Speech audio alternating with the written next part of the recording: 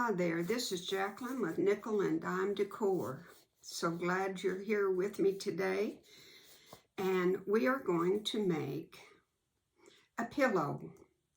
Now this is a little Halloween pillow, but I'm going to make a Christmas pillow. And my thought is, there's a lot of folks that aren't going to put up a Christmas tree this year, you know, for various reasons. My husband passed away this year, recently, and I'm not in the mood for a Christmas tree. But I do want to decorate my home a little with, you know, some festive ideas. And by that I mean you can make pillows. You could do a table runner or even a table quilt. Ornaments. And just sprinkle them around the house, you know, handmade. And there's lots of little things you can do to add some color so it's not dreary and it looks Christmassy. And this little pillow came from Fort Worth Fabric Studio blog. And if you want to get the pattern, you'll go to fortworthfabricstudio.blogspot.com and you can get the pattern. I'll put my camera down in a minute and show you. And you can also make something Christmassy without using Christmas fabric, I think. Reds, greens, and whites. And you've got Christmas. So let me put this camera down and we will look and see what we're going to do. I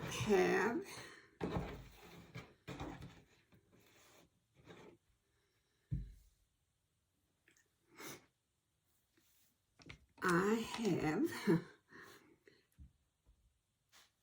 a piece of 16-inch batting. Our pillow is going to be 16 inches.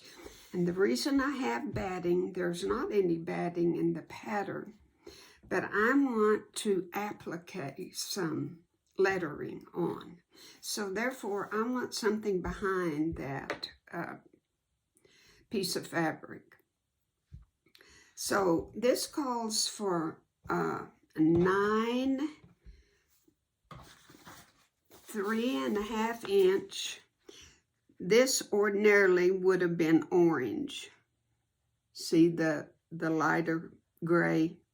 That would have been your orange. So this is going to be my red.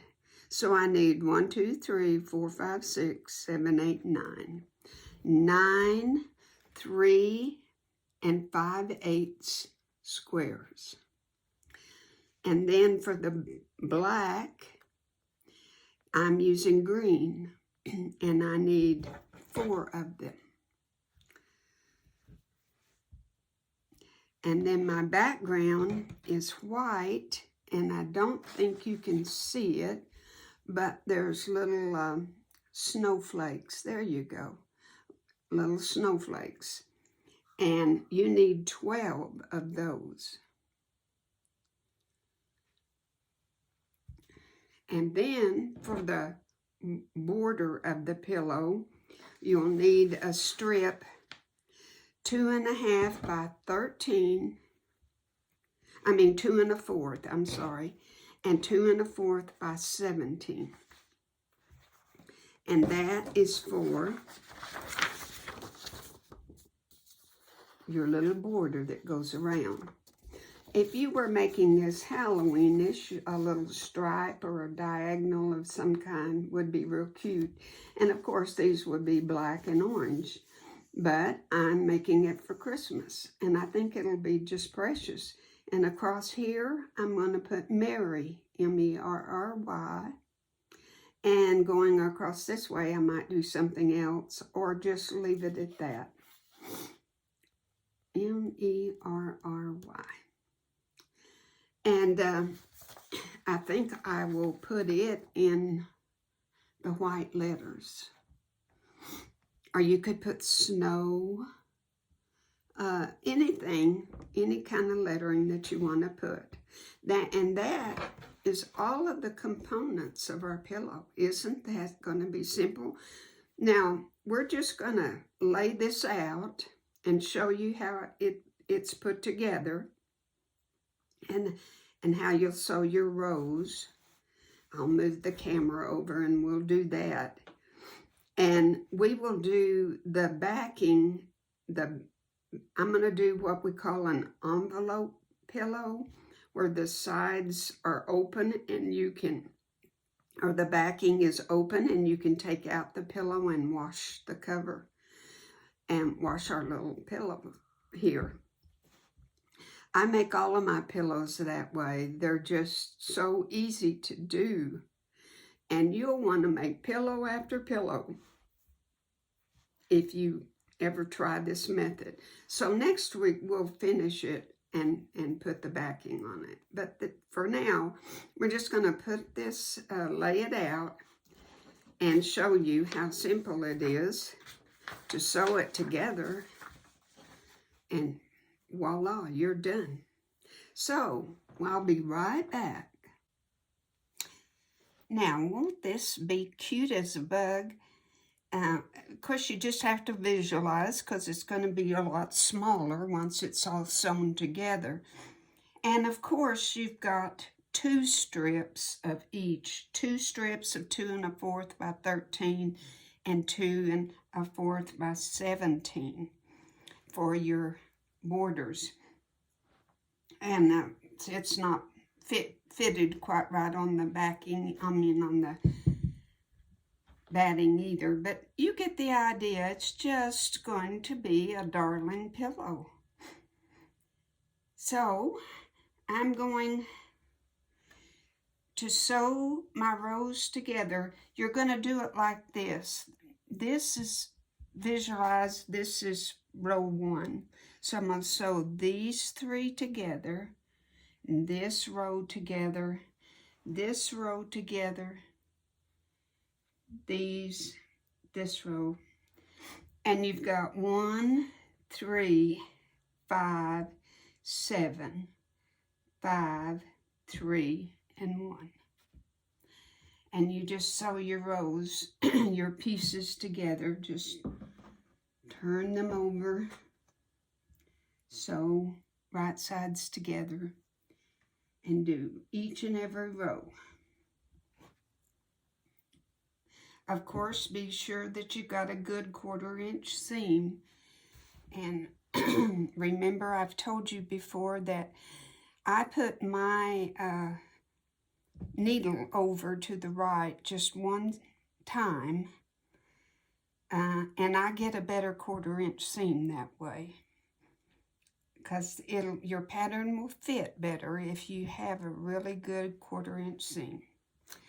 Okay, I'm going to get this all sewn together, and then we'll come back and we'll look at it, and you can see how so simple that this is going to be. Okay, I have the rows sewed horizontally, and I wanted to tell you that, like, when you have red and white, be sure and press it to the red, because you don't want that red showing under that white. So just turn it and press it to the darker color. Whatever your colors are, just be sure and press it to the darker color. Okay, now like to the green, I would still press this to the red.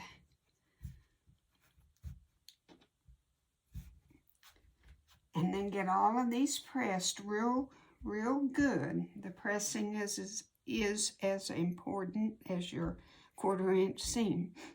And press them, and then you will match up your seams right here.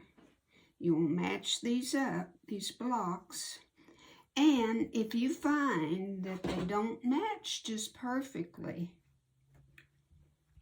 press them again, because a lot of times it's just just because you needed to press them out some more. But you'll find that if your seams are consistent, that if your pressing is good, they're going to match. Okay? And then you will just sew each and every seam together. Thank you. When I got all of them sewed together, I wanted to show you that I pressed my seams, these towards this way and this towards this way. It just seemed like they laid better that way. Of course, I've got one messed up right there, one going halfway one way. You always have one that's got to mess up. Now, when you're sewing these together, you're saying to yourself, this doesn't look right. Look at all of these. And they're weird. But I'm going to move this and we'll turn it over. And I'll show you.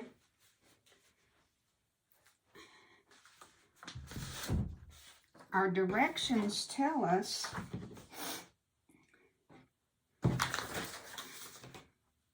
to have it going this way. Okay? It's going to go this way. This is the top. Okay. We're going to trim all of this white off. And I don't have my cutting mat under there, so I can't do it. But you're going to do a 1/4 inch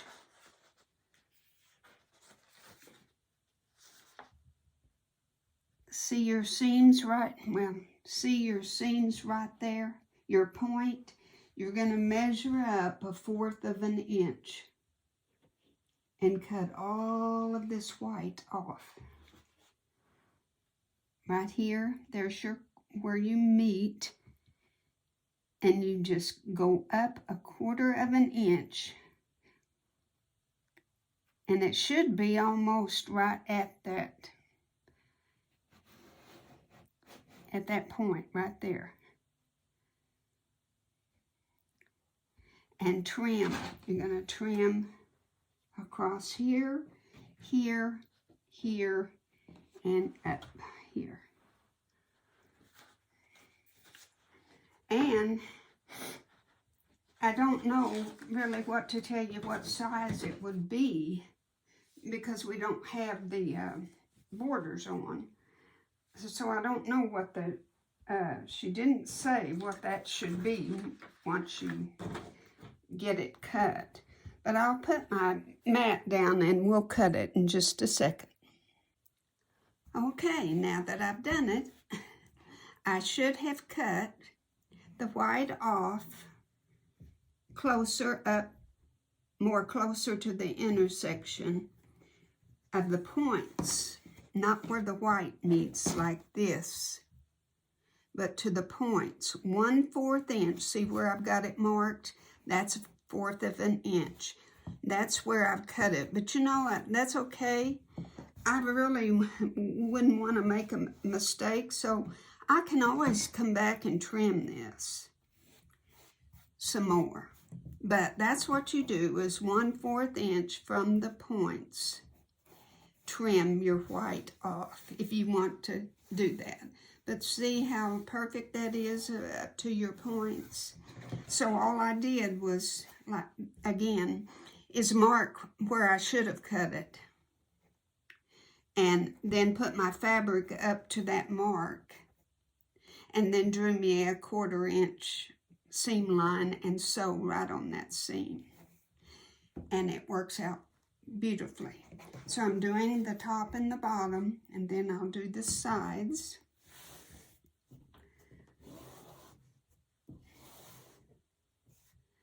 And we will be done.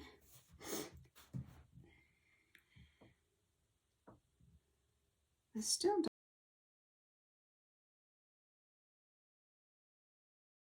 Well, that's it for part 1. Thank you for watching, and you be sure and come back next week for part 2 for this little Christmas pillow.